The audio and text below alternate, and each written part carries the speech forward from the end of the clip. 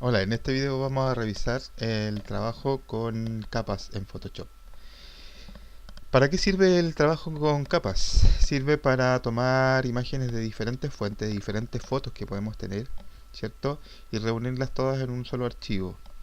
Con esto nosotros, por ejemplo, podríamos tomar diferentes elementos de paisaje de diferentes fotos y armar un nuevo paisaje tomando árboles, montañas, cielos, nubes de diferentes fotos y armando todo en una sola foto. ¿Ya? O podrían, por ejemplo, tomarse ustedes, recortarse y ponerse en una fotografía con un paisaje distinto, con otras personas, etcétera, etcétera. Ahí queda a libertad y a la creatividad de cada uno y también de las necesidades, digamos, que uno vaya teniendo en el trabajo. Eh, para trabajar y explicar el tema del trabajo con capas, estoy con un archivo que se llama Montaje Marlin, ya que tiene cuatro capas ya una primera capa que tiene una calavera, una segunda capa donde hay una llama con un fondo negro, una tercera capa donde está Marilyn y finalmente una capa donde se ve un pasillo dentro de un edificio. ¿Ya? Pero antes de empezar y de ir directamente al tema de trabajo con capas, vamos a ver dos cositas esenciales que necesitamos saber cuando estamos componiendo y en realidad en casi todo trabajo de imagen o de edición de imagen en Photoshop. Lo primero es, lo encontramos en el menú imagen y tiene que ver con el tamaño del lienzo que vamos a trabajar. ¿Ya? Cuando nos vamos al menú de imagen y elegimos donde dice tamaño de lienzo, nos aparece una ventanita donde nosotros podemos definir el tamaño de nuestro lienzo de trabajo. ¿Ya? Lienzo le llaman lienzo porque es una analogía al lienzo real que uno podría tener cuando está pintando o cuando está dibujando. ¿Ya? Acá igual utilizamos un lienzo. Ya, mi lienzo está de 40,01 centímetros por 45,23 centímetros, pero yo podría querer recortar, por ejemplo, los bordes izquierdo y derecho del lienzo. Ya, entonces para eso el valor que debería modificar sería el valor de anchura, ¿cierto? Podría dejar la anchura, por decir algo, en 38 centímetros. Fíjense cómo este esquema me muestra que el recorte se está haciendo por los lados, ¿ya? Las flechitas que normalmente o que originalmente apuntaban hacia afuera, ahora están apuntando hacia adentro, quiere decir que se me va a recortar tanto del lado izquierdo como del lado derecho el lienzo. Le damos OK, no, todavía no. Vamos a recortar también un poco la altura, ¿ya? Para eso vamos a cambiar el valor de 45,23 centímetros de altura, lo vamos a cambiar por un valor de solo 42 centímetros. ¿Ya? Y fíjense como también acá las flechitas se nos cambian, indicando de que se está recortando tanto desde el borde de arriba como desde el borde de abajo el lienzo de los 45 y tanto que tenía a 42. ¿Ya? Ahora, uno pudiese querer recortar el lienzo de otra forma, o sea, no tomando, digamos, como eje el centro. Uno podría, por ejemplo, si pinchamos ahí, querer que se recorte el lienzo desde la parte de abajo y desde el borde izquierdo solamente, ¿ya? O podría también querer que el lienzo se recorte en la parte de abajo y desde el borde derecho en este caso. No, lo dije al revés. En este caso sería que si pinchamos en ese puntito de la cuadrícula, estamos recortando el lienzo desde el borde de abajo y desde el lado izquierdo, ¿ya? Corrijo, ahora sí, si pinchamos en ese cuadrito, fíjense como la flecha apunta de que el lienzo se está recortando desde la parte de abajo y desde el borde derecho. También podríamos pinchar ahí, ¿ya? Lo que significaría que el lienzo se estaría recortando desde la parte de arriba y desde el borde derecho. Si pinchamos allá, el lienzo se nos estaría recortando desde la parte de arriba y desde el borde izquierdo, ¿ya? Si pinchamos ahí, el lienzo se nos estaría recortando desde el lado izquierdo y derecho y desde la parte de arriba, dejando el lado o el borde de abajo totalmente intacto. Si pincháramos ahí, por ejemplo, nos quedaría el borde superior intacto y se nos estaría recortando desde abajo y desde cada uno de los lados izquierdo y derecho. Ya todo va a depender de dónde pongamos entonces o dónde marquemos o en qué cuadrícula marquemos punto para indicarle a Photoshop por dónde queremos que se recorte el lienzo, superior, inferior, izquierdo o derecho, ¿ya? Entonces para eso es este esquemita que nos presenta la ventana del tamaño del lienzo, que nos va a servir para indicar por dónde queremos que el lienzo se recorte si es que estamos recortando. Ahora si vamos a expandir, fíjense, vamos a darle OK primero para recortar. Ya, le damos a continuar. Ya, y ahí se nos recortó. Si vamos a expandir, podríamos nosotros querer que nuestro lienzo se expanda hacia arriba. ¿Ya? Entonces nos vamos al tamaño del lienzo. ¿Ya? Y la altura está en 42. Podríamos querer que la altura sea 46, por decir algo. 46. Y queremos que se expanda la altura hacia arriba. ¿Ya? Esta parte queda intacta y el lienzo en realidad se nos estire desde el borde superior hacia arriba. Entonces para eso marcamos en ese puntito, ¿ya? De manera de que nuestro lienzo crezca hacia arriba y no hacia abajo. Le damos OK y ahí sí nuestro lienzo se estira hacia arriba exclusivamente, ¿ya? Entonces, importante cuando trabajamos con el tamaño del lienzo, definir las medidas nuevas que queremos dejar para nuestro lienzo y además elegir para dónde queremos que crezca el lienzo, pinchando en alguno de los cuadritos de esta cuadrícula de 9 cuadros. ¿Ok? También tenemos que el valor de anchura y altura lo podemos expresar en diferentes unidades de medida. Tenemos por defecto aquí centímetros, pero podría ser porcentaje, píxeles, pulgadas, milímetros, puntos, picas, columnas. ¿Ya? Lo mismo para el valor de altura. Otra forma más directa pero menos precisa de recortar el lienzo es trabajar con la herramienta de recortar, ¿ya? Para activarla podemos apretar la tecla C de nuestro teclado y se nos va a activar la herramienta cortar, ¿ya? Con esta herramienta, fíjense, nosotros podemos, si quisiéramos estirar nuestro lienzo hacia abajo, tiramos del manejador del borde de abajo, ahí, hacemos Enter y nuestro lienzo se estira hacia abajo, ¿ya? Podríamos querer recortar nuestro lienzo, nuevamente, tiramos entonces el borde de abajo, lo llevamos hasta ahí, hacemos Enter. Podríamos querer estirar nuestro lienzo hacia la derecha, entonces tomamos el manejador del lienzo que está en el borde derecho y tiramos hacia allá. Hacemos Enter y nuestro lienzo se estira hacia el lado derecho, ¿ya? Entonces, tenemos dos posibilidades. Una es trabajar directamente con la herramienta de cortar, ¿ya? Con la que nosotros podemos estirar en diferentes direcciones o recortar en diferentes direcciones nuestro lienzo. Y también tenemos la opción de trabajar de manera más precisa yéndonos al menú imagen y elegir donde dice tamaño de lienzo, ¿ya? Podría, por ejemplo, en este caso querer recortar exclusivamente el lado derecho. Entonces la anchura de 45 la podría dejar en 42 o menos, pongámosle 41. Ya, ahí ya lo que tengo claro es que se va a recortar la anchura, se va a quedar más angostito y quiero que esto se recorte, digamos, solamente desde el lado derecho, ya, o sea que el recorte se haga de derecha a izquierda. Entonces para eso marco en ese puntito, ya puse el valor, le doy OK.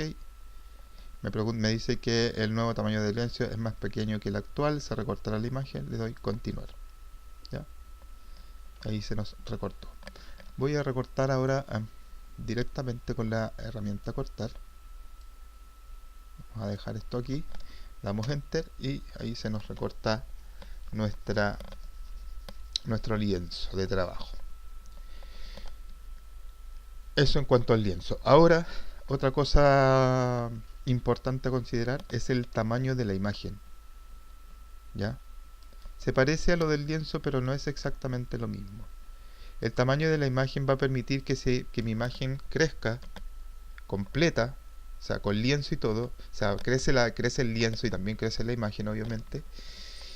O se reduzca. ¿Ya? Es como hacer una ampliación de fotocopia o una reducción de fotocopia. ¿Ya?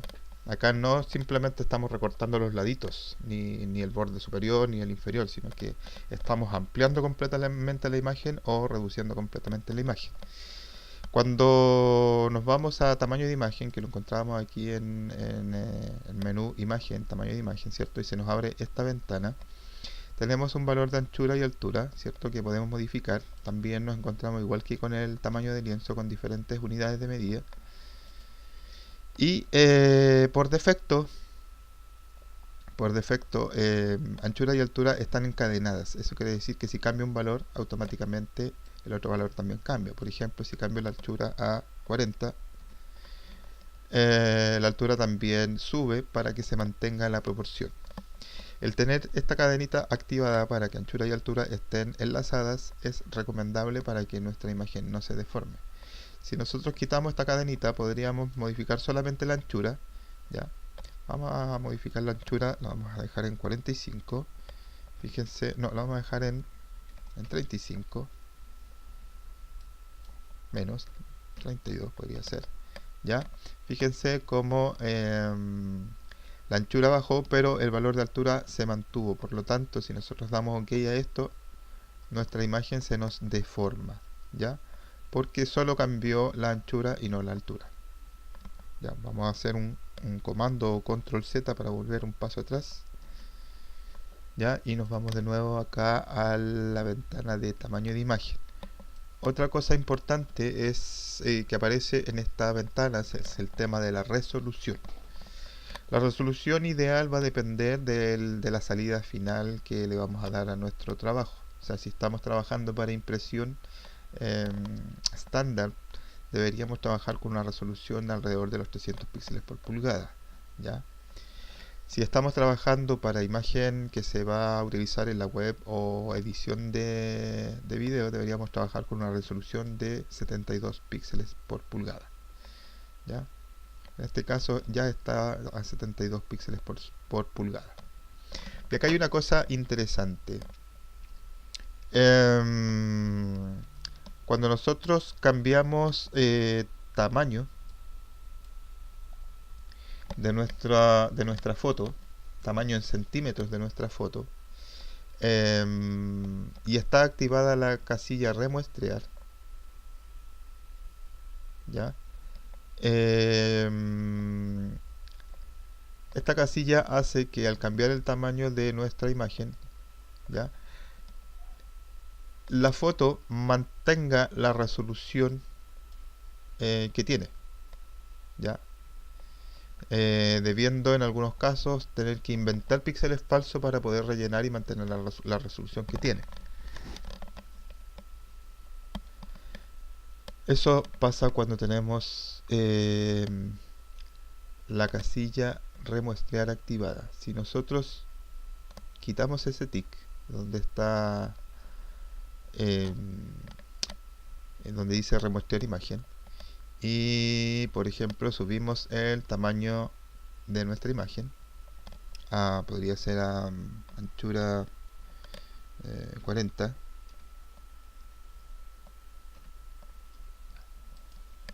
fíjense cómo cambió la anchura, cambió automáticamente la altura para mantener la proporción y la resolución bajó de 72 a 68,39 centímetros. ¿Ya? Curioso. ¿Por qué pasa esto? Lo vamos a explicar inmediatamente.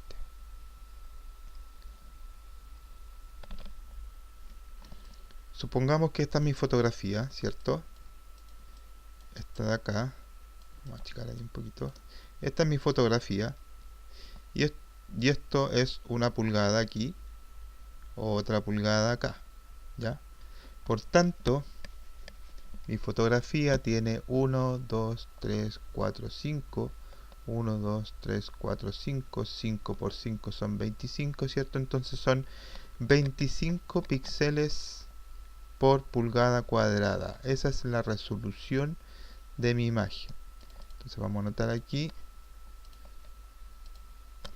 25 píxeles por pulgada. Esa es la resolución de mi imagen. ¿Ok? Ahora, ¿qué pasa si yo tomo mi imagen y la estiro. Por ejemplo, la estiramos todo eso. ¿Ya? ¿Qué es lo que pasa cuando nosotros cambiamos el tamaño de imagen?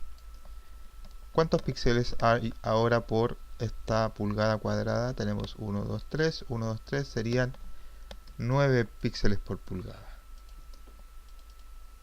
Entonces la resolución al estirar la foto nos queda de 9 píxeles por pulgada. ¿Ya? Volviendo a nuestra imagen, pasa exactamente lo mismo cuando tenemos la casilla remuestrear desactivada. ¿Ya? Si nosotros aumentamos o estiramos el tamaño de nuestra foto, vamos a subir a 50. ¿Ya? Y fíjense cómo la resolución baja, ¿ya? Porque estiramos la foto, entonces ahora son menos los píxeles que hay por pulgada cuadrada, ¿ya? Tal como el ejemplo que mostraba recién. Ahora, ¿qué pasaría si nosotros achicamos mucho la foto?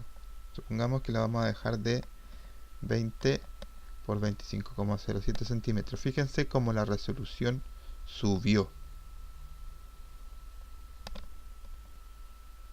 Volvemos a este ejemplo. Si yo tengo una foto de 9 píxeles por pulgada cuadrada, o sea, 1, 2, 3, 4, 5, 6, 7, 8, 9 píxeles por pulgada cuadrada, ¿cierto? Tomo esta foto y esta foto yo la achico. Se achica también la rejilla de píxeles, por lo tanto, ahora en la misma pulgada cuadrada tenemos 1, 2, 3, 4, 5, 1, 2, 3, 4, 5, 5 por 5, 25. Por lo tanto, la resolución sube, porque ahora tenemos 25 píxeles dentro de esta pulgada cuadrada.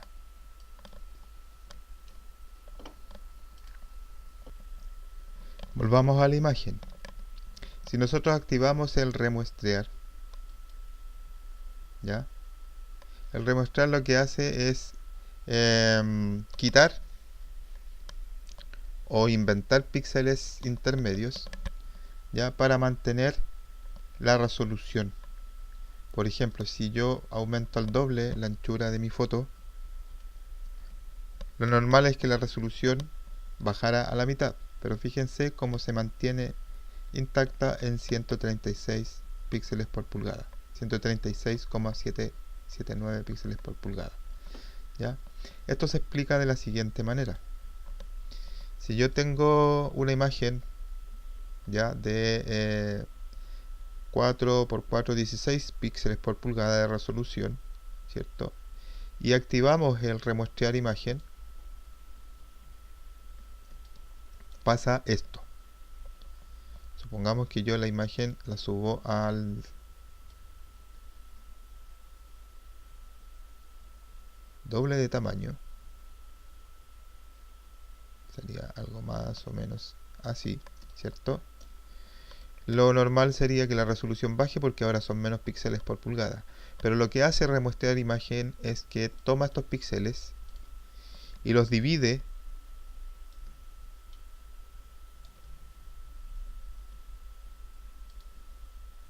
para mantener la resolución. O sea, a partir de los píxeles existentes, crea nuevos píxeles para mantener la resolución.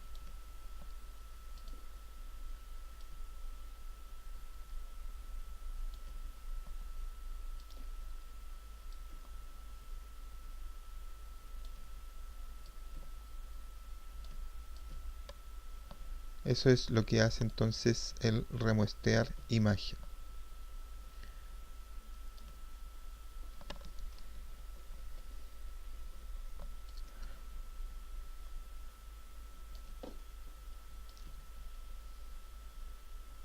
Por ahí.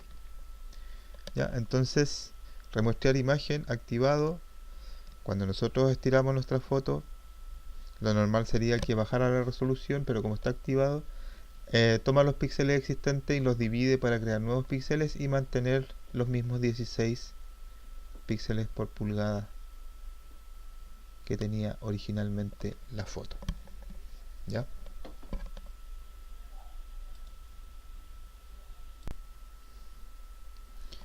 Hecha esta aclaración, entonces vamos a cancelar acá en el cambio de tamaño para que no se haga efecto o efectivo, y vamos ahora sí a irnos de lleno al tema de capas.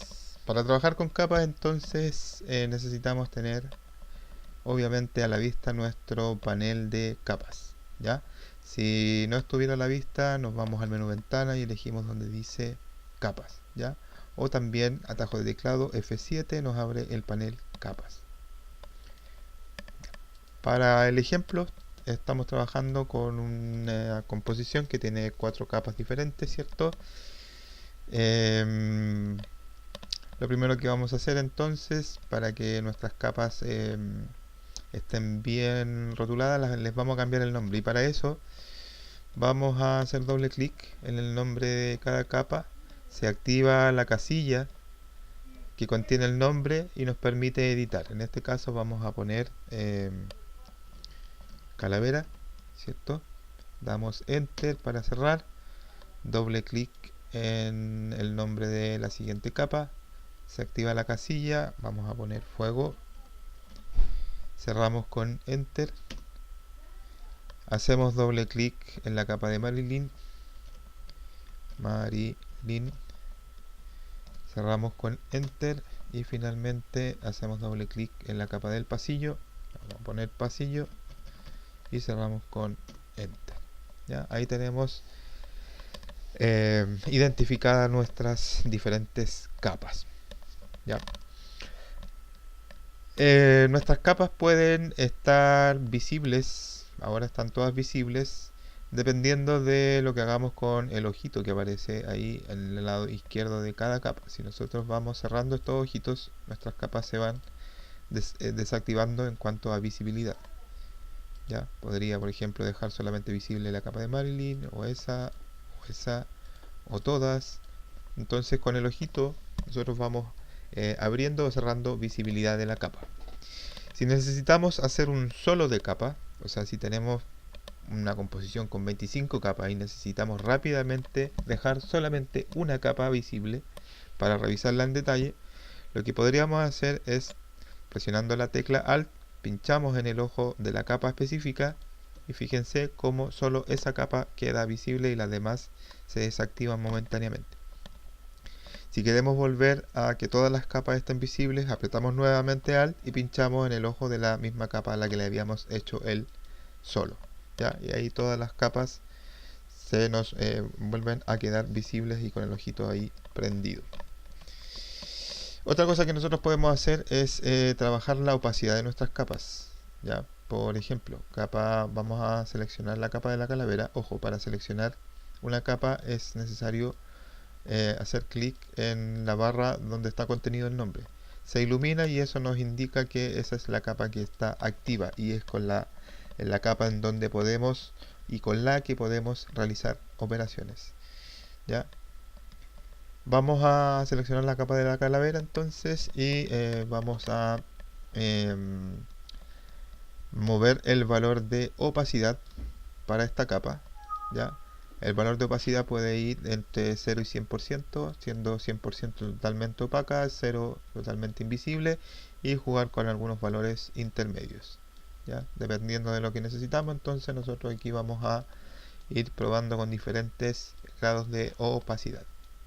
¿Ya? Esto lo podemos hacer con cada una de las capas. Vamos a desactivar por un rato la capa de la calavera y vamos a jugar con la opacidad de la capa del fuego, ¿cierto? Entonces podemos jugar con este valor, o sea, con este regulador deslizante, o también ir escribiendo directamente en la casilla de opacidad un valor específico, por ejemplo 50%. Escribimos, damos enter y la capa nos queda con una opacidad de 50%. La vamos a volver a dejar en 100%, escribimos en la casilla 100, damos enter y ahí nos queda nuevamente al 100%. Ok. Otra cosa que podemos trabajar en cuanto a opacidad en nuestro panel capas son los modos de fusión.